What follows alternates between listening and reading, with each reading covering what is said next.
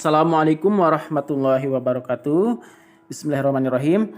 Dalam kegiatan pembelajaran IPS terpadu kali ini kita akan sama-sama belajar tentang kegiatan ekonomi ya.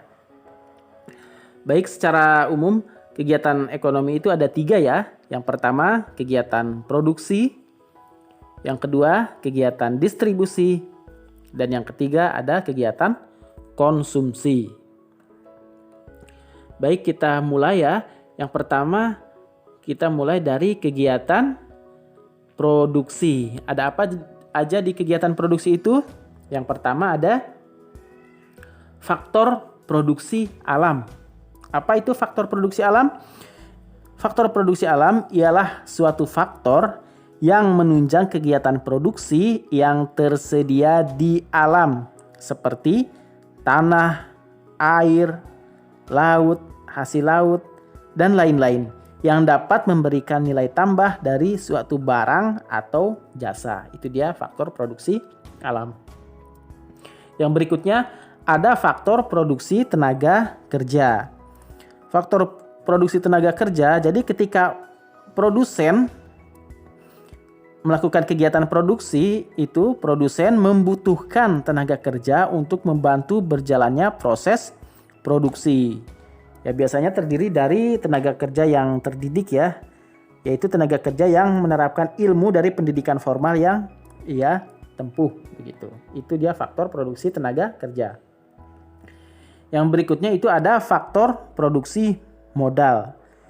Ialah tempat ditawarkannya barang-barang modal untuk kepentingan proses produksi. Di sini pengertian barang modal itu tidak hanya terbatas pada mesin-mesin atau peralatan saja ya, tetapi juga modal uang yang merupakan dana untuk membeli barang-barang modal. Selanjutnya ada faktor produksi kewirausahaan. Apa itu? Faktor produksi yang perlu dimiliki seorang pengusaha dalam menentukan faktor-faktor produksi yang meliputi tadi itu, yang meliputi 3 yang disebutkan di depan itu ya, yang meliputi faktor produksi alam, faktor produksi tenaga kerja, dan faktor produksi modal. Jadi itu ya, faktor produksi kewirausahaan, saya ulangi, ialah faktor produksi yang perlu dimiliki seorang pengusaha dalam menentukan faktor-faktor produksi. Itu yang meliputi faktor produksi alam, tenaga kerja, dan modal. Selanjutnya kegiatan ekonomi yang kedua yaitu kegiatan distribusi. Baik, kegiatan distribusi ini mempunyai peran ya.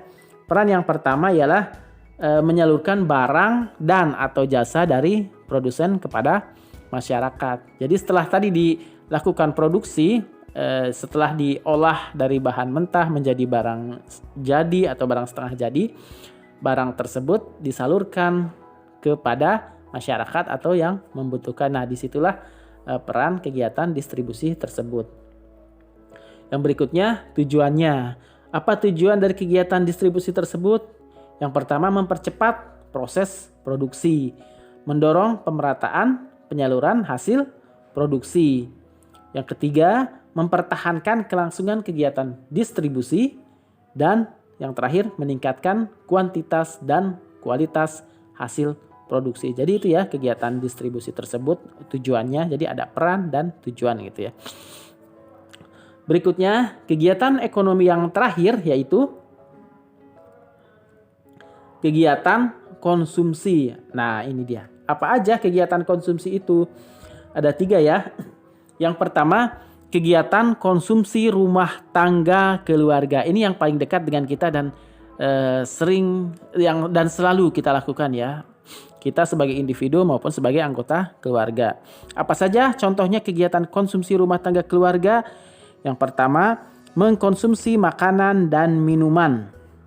Yang kedua, menggunakan pakaian. Yang ketiga, menggunakan kendaraan. Yang keempat, menempati rumah. Yang kelima, menggunakan sumber daya listrik. Yang keenam, menggunakan gas LPG. Contoh yang ketujuh, menggunakan bahan bakar minyak, dan lain-lain ya. dan lain-lain yang berkenaan dengan kebutuhan rumah tangga gitu ya. Masih banyak lagi sebetulnya contohnya yang lain. Berikutnya ada kegiatan konsumsi rumah tangga perusahaan. Apa saja contohnya konsumsi yang dilakukan perusahaan? Contohnya pembelian bahan baku, ya, yang pertama. Yang kedua, pembayaran gaji tenaga kerja. Dan yang ketiga, penggunaan mesin yang mengolah bahan baku menjadi bahan jadi. Itu dia kegiatan konsumsi rumah tangga perusahaan. Yang ketiga, ada kegiatan konsumsi rumah tangga negara. Apa itu konsumsi rumah tangga negara? Yaitu di mana pemerintah membuat rancangan anggaran dan pembelanjaan negara gitu. Tentu banyak itemnya di situ ya. Kebutuhan negara yang termuat di dalam rancangan anggaran dan pembelanjaan negara tersebut. Beberapa contoh di antaranya seperti tunjangan kesehatan, tunjangan pendidikan, tunjangan sosial, dan semua tunjangan itu ya termasuk itu merupakan konsumsi rumah tangga negara. Dan banyak hal lainnya juga ya untuk memenuhi kebutuhan kegiatan konsumsi rumah tangga gitu. Itu tadi ya kegiatan ekonomi itu. Jadi secara umum tadi ada 3 ya, saya ulangi, ada kegiatan produksi, kegiatan distribusi, kemudian kegiatan konsumsi.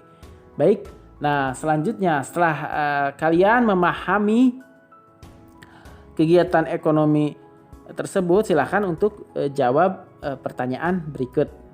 Yang pertama, apa yang dimaksud dengan faktor produksi alam? Itu ya. Jawaban yang kedua, pertanyaan yang kedua, sebutkan minimal 3 kegiatan konsumsi rumah tangga keluarga ya. Saya ulangi pertanyaannya, sebutkan minimal 3 kegiatan konsumsi rumah tangga keluarga. Baik, itu pertanyaannya, silakan jawabannya dikirim melalui WhatsApp. Terima kasih, semoga pertemuan kali ini bernilai ibadah untuk kita semua dan memberikan keberkahan untuk kita semua. Assalamualaikum warahmatullahi wabarakatuh.